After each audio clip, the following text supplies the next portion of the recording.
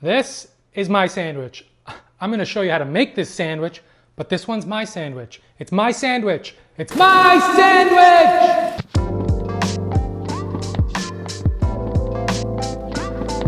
Hey everyone, Mark here, and welcome to my kitchen. First things first, if you haven't hit that subscribe button, please do so. And you can even hit that little notification bell.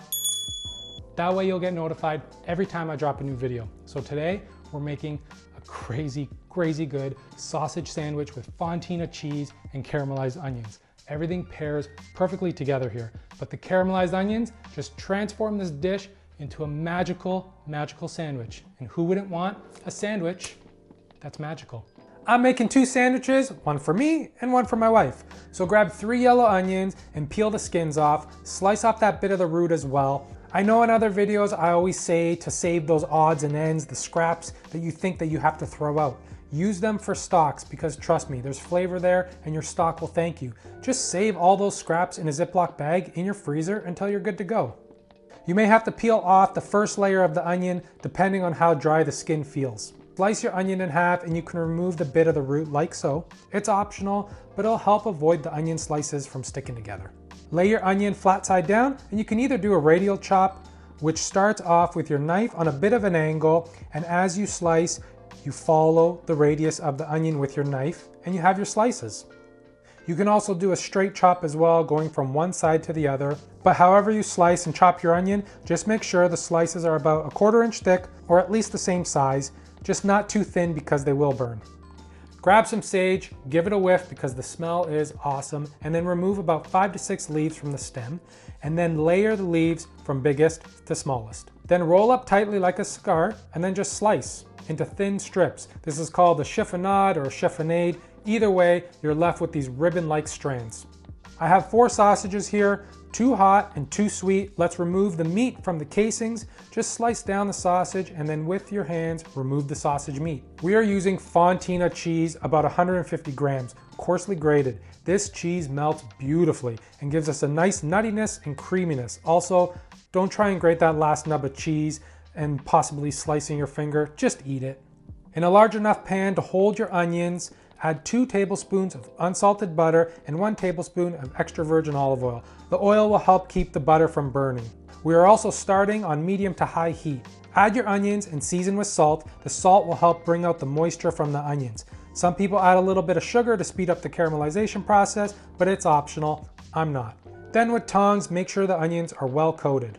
And then just leave the onions alone for 3 to 4 minutes, not touching them, so that they can start browning a little bit. Then we can start moving them around the pan as they start to brown.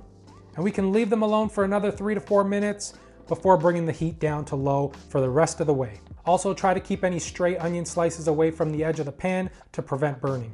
So I just have one more quick note about the onions. Take them as far as you want to take them. Yes, the recipe calls for a full caramelization of them, but if you want to saute them for 10 minutes and just get a little bit of color, go for it. Hell, I've seen somebody on YouTube go for 4 hours. So yes, the taste is going to be different, but whatever you like, that's what you're going to do. So this is at about the 20-minute mark. This is at about the 30-minute mark. You can deglaze the pan with water, wine, broth to help release the fond that is stuck on the bottom of the pan. That's all flavor, and then continue to reduce. This is at about the 1 hour mark, and I'm just gonna finish with a little drizzle of balsamic glaze. It is optional. I find that it just balances the sweetness with the acidity. And there we have it, deeply flavored and rich caramelized onions. Whew, so good. In a pan on medium to high heat, add about 1 tablespoon of extra virgin olive oil, add your sausage and cook. Use your wooden spoon to crumble up the meat as it cooks, and when the sausage is about 80% done, add your sage and finish cooking. I like getting the nice brown and crispy bits of sausage. Grab your panino, your bun, and slice it in half. I like to keep it still intact just at the end so I can fill the bun up easily. Toasting is optional. I'm going for a very light toasting here with a little bit of olive oil and butter. Now build your sandwich with a bed of caramelized onions and then lay those sausage bits on top of those bed of onions and finish with a blanket of fontina cheese because when it melts, it's gonna help hold all those sausage bits together. And then just place on a sheet pan and broil until the cheese is all melted and bubbly. All right, sausage, sage, caramelized onions, melted fontina cheese. I told you this was a magical sandwich.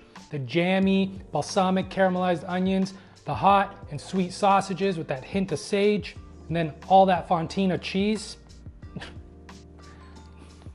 Yeah.